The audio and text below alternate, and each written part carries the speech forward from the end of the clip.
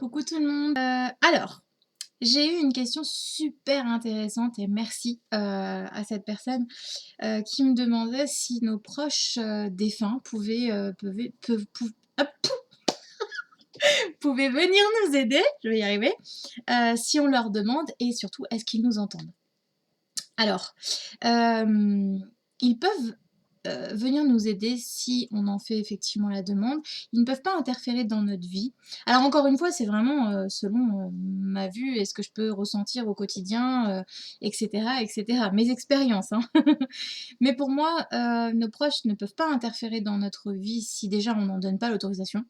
Que ce soit nos proches, nos guides, les anges et cetera. Si on ne fait pas de demande, s'il n'y a pas d'autorisation, on ne peut pas, interférer dans notre vie. Bon, sauf s'il y a un gros danger et qu'on n'est pas censé vivre ça, mais sinon, voilà, je pense que vraiment il y a cette, j'allais dire cette barrière. C'est pas une barrière, mais c'est plus comme hem, une protection, on va dire ça comme ça.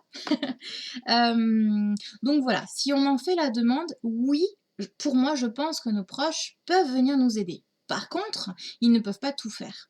C'est-à-dire que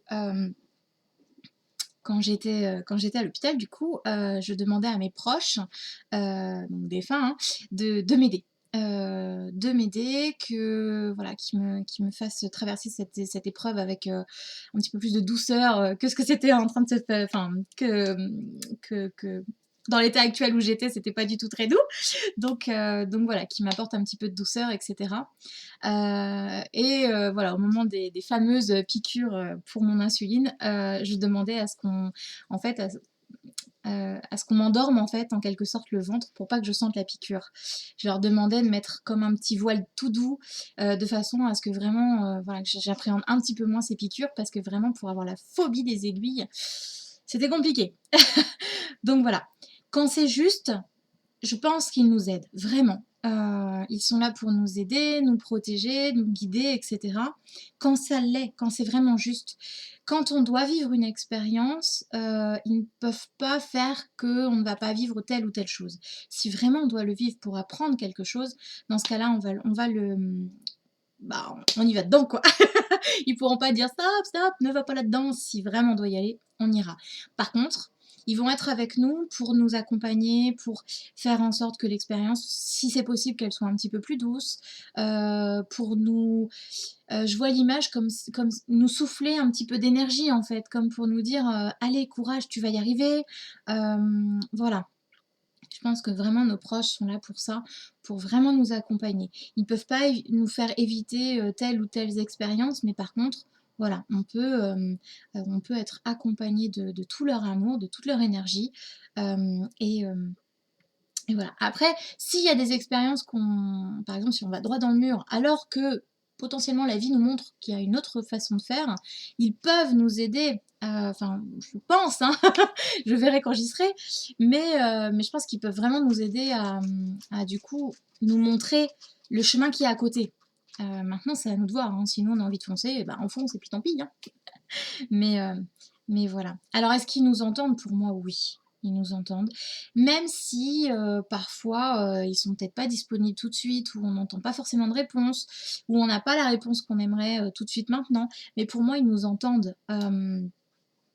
Je sais plus qui, je crois que c'est Rénal Roussel, mais je ne sais plus, qui un jour décrivait ça un peu comme s'ils avaient tous un petit répondeur, et que quand on leur parle, quand on leur fait des demandes, et que ben, ils sont un petit peu occupés, etc., c'est comme s'ils avaient un petit répondeur. J'ai trouvé cette image très rigolote et très sympathique. Voilà, pour moi, vraiment, ils entendent. Pardon. Ils entendent vraiment tout ce qu'on leur envoie. Ils peuvent peut-être pas répondre tout de suite, mais en tout cas, voilà, la parole du cœur est tellement puissante que voilà, pour moi, ils reçoivent vraiment tout ce qu'on peut leur envoyer. Alors, du coup, je précise, mais pour moi, que ce soit à voix haute ou en pensée, ou à voix basse, peu importe, une pensée qu'on va leur envoyer ou autre, pardon pour le bruit, c'est Léo, comme d'habitude, pour pas changer. Quoi qu'il arrive, ils nous entendent. C'est-à-dire qu'ils peuvent lire dans nos pensées, même dans nos émotions. C'est-à-dire qu'on n'a même pas besoin d'exprimer les choses, qu'ils ils savent déjà ce qu'on ressent en fait. Et oui, bah, on ne peut plus leur cacher quoi que ce soit parce que bah, c'est tellement d'énergie à énergie, de cœur à cœur, d'âme à âme, que du coup, voilà, il y a plus la facette de l'ego qui cache tout.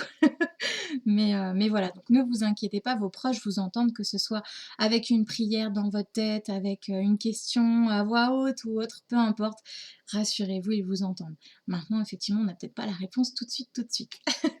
Mais voilà, même quand ils sont occupés, même quand on a l'impression qu'ils ne nous entendent pas, qu'on n'a pas de signes depuis très longtemps, etc., continuez de leur parler si ça vous fait du bien, si vous en avez envie, surtout ne vous forcez pas. Mais voilà, ce sont des vibrations d'amour qu'ils vont recevoir et quoi qu'il arrive, ça peut que faire du bien, que ce soit pour nous comme pour eux. Voilà. J'espère que je vous aurai éclairé sur cette petite question. N'hésitez pas si vous en avez d'autres. Et voilà. En tout cas, je vous embrasse très très fort. Surtout prenez soin de vous. Faites des gros bisous et puis à bientôt.